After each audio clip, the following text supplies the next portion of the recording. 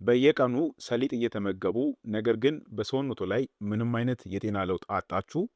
ወይም ደግሞ ሰሊጥ ለካልሽየም፣ ለአጥንት እንዲሁም ደግሞ ለጤና ይጠቅማል ተብሎ ስለተነገረ ብቻ ጥሬውን እየወሰዳችሁ ይሆን? እውነታው ግን ይህ ነው። ሰሊጥን በተሳሳተ መንገድ ከተመገቡት በውስጡ ያለው ውድ ካልሽየምና አልሚ ምግብ ሙሉ በሙሉ ሳይወሰድ በቆሻሻ መልክ ከሰውነታችን ይወጣል። እንዲያውም በተሳሳተ አጠቃቀም ምክንያት በውስጡ ያሉት ፋይቲክ አሲድ እና ኦክሳሌት የተባሉ ንጥረ ነገሮች በሰውነታችን ውስጥ ያሉትን ሌሎች ማዕድናት ጠፍንገው በመያዝ ለካንሰርና ለኩላሊት ጠጠር አደጋ ሊዳርጉን ይችላሉ። ዛሬ በዚህ ቪዲዮ ውስጥ አብዛኛው ሰው ሰሊጥን ሲመገብ የሚሰራቸውን 4 ትልልቅ ስህተቶች፣ ሰሊጥን ሙሉ በሙሉ ጥቅሙን ለማግኘት ልንከተላቸው የሚገቡንን 3 ሳይንሳዊ ዘዴዎችና ትክክለኛውን የአዘገጃጀት አሰራር በጥልቀት እንመለከታለን። ስለሆነም እስከ መጨረሻው አብራችሁን ቆዩ።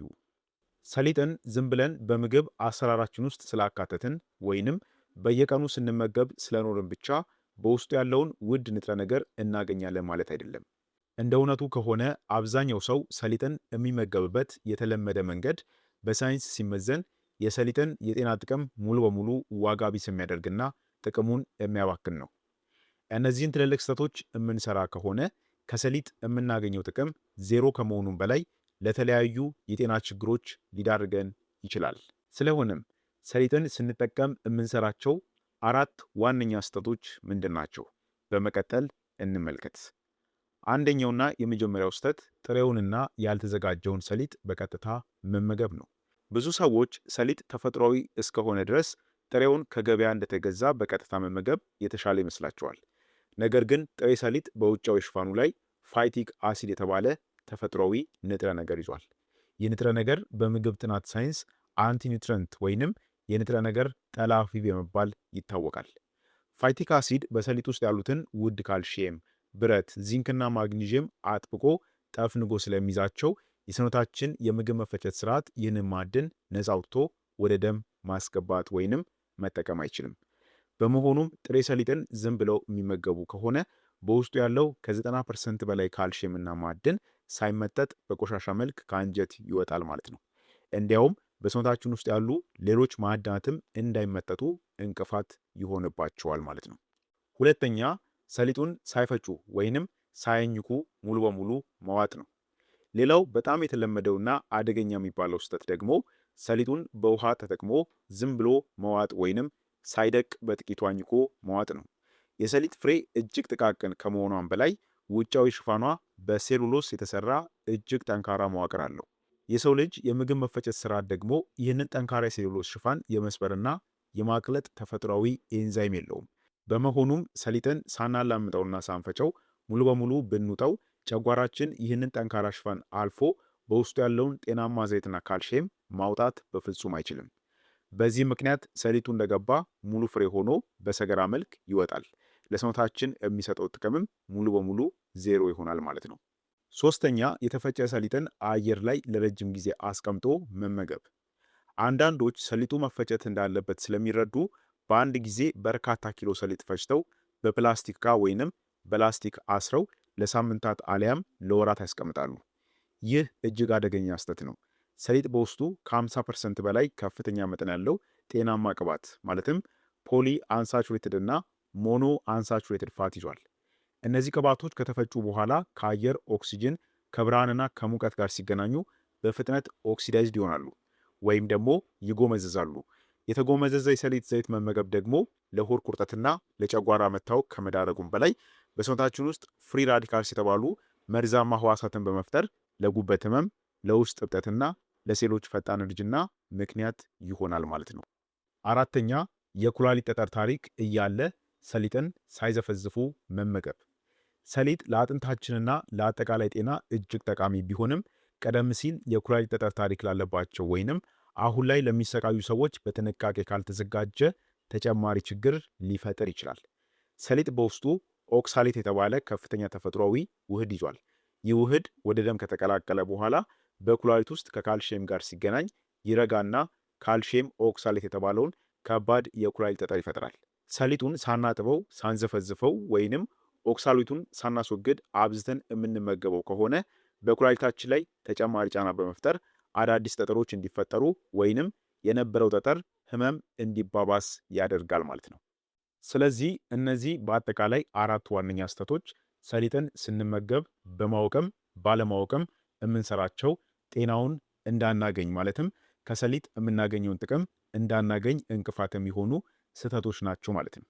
አሁን ደግሞ በመቀጠል ሰሊጥን ሙሉ በሙሉ ጥቅሙን ለማግኘት ልንከተላቸው የሚገቡ 3 ሳይንሳዊ ትክክለኛ የሰሊጥ የአጠቃቀም መንገዶችን እናያለን። በሰሊጥ ውስጥ ያሉትን ንጥረ ነገሮች ጠፍንገው የያዙትን ተፈጥሯዊ መሰናክሎች ማለትም እንደ ፋይቲክ አሲድ፣ ኦክሳሌትና ጠንካራውን የሴሉሎስ ሽፋን ሰብረን ሙሉ ጥቅሙን ለማግኘት 3 ዋነኛ ደረጃዎችን መከተል ግዴታ ነው።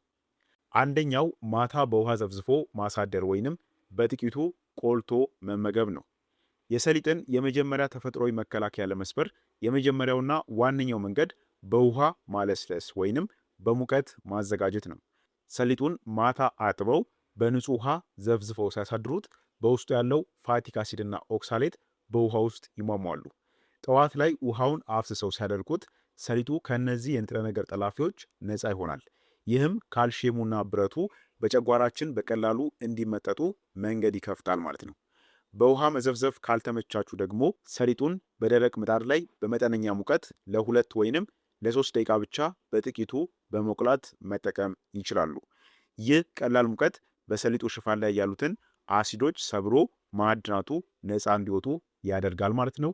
ሰውነታችንም ሰሊጡን በትክክል እንዲጠቀመው ይረዳዋል ማለት ነው። ሁለተኛው ደግሞ ሰሊጡን በሚገባ አለስልሶ መፍጨት ነው። የሰሊጥ ፍሬ ውጫዊው አካል በሴሉሎስ የተሰራ ጠንካራ ሽፋን ስላለው ጨጓራችን ይህንን ሰብሮ በውስጡ ያለውን አልሚ ምግብ ማውጣት አይችልም። ስለዚህ ሰሊጡን በውሃ ካለሰለስ ነው ወይንም በጥቂቱ ከቆላ ነው በኋላ በቅመም መፍጫ ማሽን በሚገባ አለስልሰን መፍጨት አለብን። ሰሊጡ ደቆ ሲፈጭ በውስጡ ያሉት ውድ የሰሊጥ ዘይቶች፣ ፕሮቲኖችና ካልሽየም ከውጩ ሽፋን ተላቀው ነፃ ይወጣሉ። በዚህ ጊዜ የሰውነታችን የምግብ መፈጨት ኤንዛይሞች ያለምንም ድካም ንጥረ ነገሮቹን በቀጥታ ወደ ደም ዝውውራችን የማስገባት ከፍተኛ አቅም ያገኛሉ ማለት ነው። ሶስተኛው ደግሞ ሰሊጥን በለብ ያለ ውሃ መጠቀም ወይንም በወተት በጥብጦ ጠዋት በባዶ ሆድ መጠጣት ነው። የተፈጨውን ሰሊጥ በሰውነታችን ውስጥ በፍጥነት እንዲሰራጭ ለማድረግ ያወሳሰዱ መንገድ ወሳኝ ነው። አንድ የሾርባ ማንኪያ 15 ግራም ገደማ የሚሆን የተፈጨ ሰሊጥን በአንድ ብርጭቆ ለብ ባለ ውሃ ወይንም ለብ ባለ ወተት ውስጥ በጥብጦ መጠጣቱ እጅግ ውጤታማ የሚባል መንገድ ነው። በባዶ ሆድ በሚጠጣበት ጊዜ ጨጓራችን ሌላ የምግብ ስራ ስለሌለበት የሰሊጡን ካልሽየምና ማዕድናት በ100% አቅሙ ወዲያውኑ ይመጣቸዋል። ከጠጡ በኋላም ንጥረ ነገሮቹ ሙሉ በሙሉ ወደ ደም እስኪቀላቀሉ ድረስ ለ30 ደቂቃ ያክል ምንም አይነት ሌላ ምግብ ሳይመገቡ መቆየቱ ይመረጣል ማለት ነው። ስለዚህ ሰሊጥን በእነዚህ 3 መንገዶች በትክክለኛው መንገድ መጠቀም እንችላለን ማለት ነው። አሁን ደግሞ ትክክለኛው ዕለታዊ መጠን ምን ያክል ነው፣ እንዲሁም ደግሞ በዋነኝነት ልንጠነቀቅባቸው የሚገቡ አደገኛ ሁኔታዎች ምንድናቸው የሚለውን በመቀጠል እናያለን። ሰሊጥን በሳይንሳዊና ትክክለኛው መንገድ ማዘጋጀታችን እንደተጠበቀ ሆኖ የመጠኑንና የሰውነታችንን ሁኔታ ግምት ውስጥ ያላስገባ አጠቃቀም ሌላ የጤና መታወክን ሊፈጥር ይችላል። ስለዚህ ሰሊጥን ለመድኃኒትነትና ለጤና ጥቅም ስንጠቀመው የሚከተሉትን ወሳኝ ጥንቃቄ ነጥቦችን እንዲሁም ደግሞ ትክክለኛ ዕለታዊ መጠኑን መከተል ይኖርብናል። አንደኛው ዕለታዊው ትክክለኛ መጠን ምን ያክል ነው የሚለው ነው። ብዙ ሰዎች አነስተኛ የሰሊጥ መጠን ጥቅም ከሰጠ አብዝተን ብንመገበው የበለጠ ፈጣን ለውጥን እናገኛለን ብለው ያስባሉ። ይህ ግን ሙሉ በሙሉ ስህተት ነው። ለአንድ አዋቂ ሰው በየቀኑ የሚመከረው ትክክለኛውና ሳይንሳዊ የሰሊጥ መጠን አንድ የሾርባ ማንኪያ ወይንም ከ10 እስከ 15 ግራም ገደማ ብቻ ነው። ሰሊጥ በውስጡ ከ50% በላይ ከፍተኛ መጠን ያለው ተፈጥሯዊ ቅባትና ከፍተኛ ፋይበር ይዟል። ይህንን መጠን አብልጠው በቀን 3 እና 4 የምግብ ማንኪያ የሚመገቡ ከሆነ ጨጓራና አንጀት ቅባቱን ማቅለጥ ስለሚሳናቸው ለከባድ የሆድ መነፋት፣ ለጋዝ እንዲሁም ለሆድ ቁርጠትና ለጨጓራ ህመም ሊዳረጋችሁ ይችላል። ስለዚህ ከአንድ የሾርባ ማንኪያ ፈጽሞ ማለፍ የለባችሁም። ሁለተኛ፣ ለነፍሰ ጡር እናቶች የሚደረግ ልዩ ጥንቃቄ ነው። በእርግዝና ወቅት የሰሊጥ አጠቃቀም ከፍተኛ ጥንቃቄ ይፈልጋል። ሰሊጥ በውስጡ የሆርሞን ዝውውርን የመቀስቀስና የማዕፀን ጡንቻዎችን የማነቃቃት ተፈጥሯዊ ባህሪ አለው።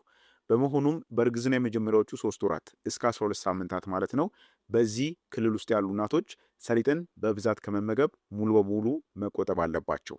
ምክንያቱም የፅንስ አደጋ ወይንም የማህፀን መኮማተር ሊያስከትል ይችላል። ነገር ግን እርግዝናው ጠንክሮ ከአራተኛው ወር ጀምሮ እናቲቱ ለአጥንቷ ጥንካሬና እንዲሁም ደግሞ ለፅንሱ እድገት በቀን ከግማሽ እስከ 1 ሾርባ ማንኪያ መጠቀም ትችላለች። ይህ ደህንነቱ የተጠበቀ ነው። ሆኖም ግን የተዘፈዘፈና በጥቂቱ የተቆላ ሰሊጥን መመገብ ይኖርባታል። ሌላው በሶስተኛ ዝቅተኛ የደም ግፊት ላለባቸው ሰዎች ሰሊጥ በውስጡ ከፍተኛ መጠን ያለው ማግኒዥየም እና ሴሳሚን የተባሉ የደም ቧንቧዎችን የሚያሰፉ ውህዶችን ይዟል።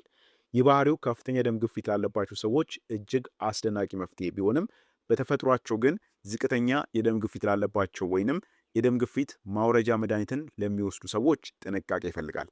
ሰሊጥ አብዝተው ከተመገቡ የደም ግፊታቸው ከተፈለገው በላይ በከፍተኛ ሁኔታ በማውረድ ለራስ ምታት፣ ለራስ ማዞር እናም ደግሞ ለሰውነት መንቀጥቀጥ ሊዳረጋቸው ስለሚችል መጠኑን ከግማሽ የሾርባ ማንኪያ ማብዛት የለባቸውም።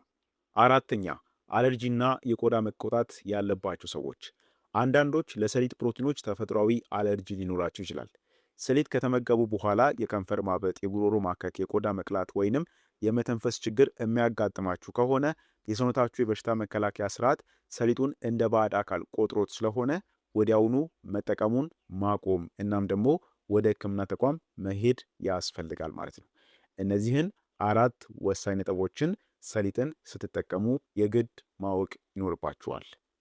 ስለሆነም ውድ ተመልካቾቻችን ተፈጥሮ የሰጠችንን የሰሊጥ ድንቅ ፈውስን ሳናጣው ሙሉ ጥቅሙን ማግኘት የምንችለው አዘገጃጀቱና አጠቃቀሙን በሳይንሳዊ መንገድ ስንተገብረው ብቻ ነው።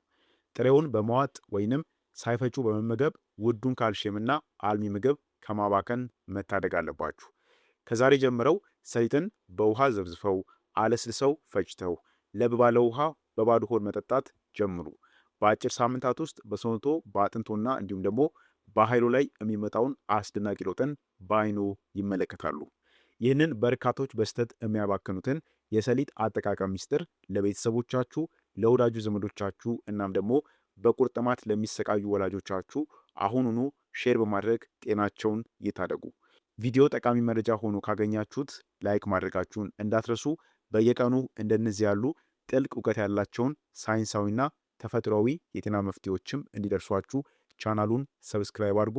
ለዛሬ ነበረን ጠቃሚ የጤና ቪዲዮ ይህን ይመስል ነበር። በቀጣይ በሌላ አስተማሪና ትምህርታዊ በሆነ የጤና ትምህርት እስከምንገናኝ በጤና ቆዩልኝ። ቸር ሰንብቱ።